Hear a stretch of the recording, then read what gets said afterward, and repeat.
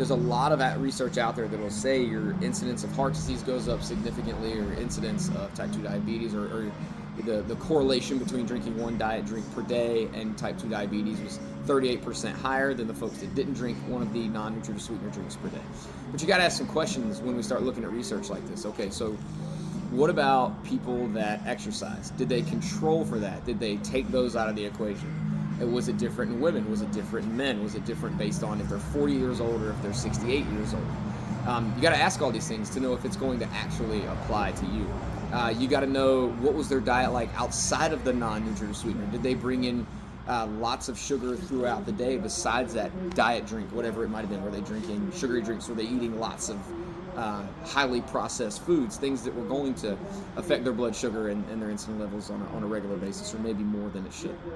These are all important questions to ask when you're looking at things that are observational. So observational data is essentially when people are just given a survey and they're asked questions and they have to answer that, and they do that over the years several times. So it's not always the most reliable because you are trusting in people's memories for the amount of intake of something they had. Now, there's other research where they can control more heavily, but what's interesting about this study is they did control for gender, they did control for age, certain lifestyle factors they did control for as much as they could. They controlled for exercise, and all the risk remained, all the correlation remained. It's not causation, right? It doesn't mean that non-nutritive sweeteners once per day cause type 2 diabetes, but there was a correlation. So then you got to get into, if there was a 38% increased risk of type 2 diabetes, if you're having one diet drink per day, this is what this data showed, right? This observational data. What about people that were already likely to develop type 2 diabetes based on lifestyle factors? So that would generally mean folks that were significantly overweight and obese, because they are at a higher risk of developing type 2 diabetes based on a couple of factors. You can measure their BMI, which is not always the most accurate, but it does tend to apply when we're looking at more overweight and obese individuals.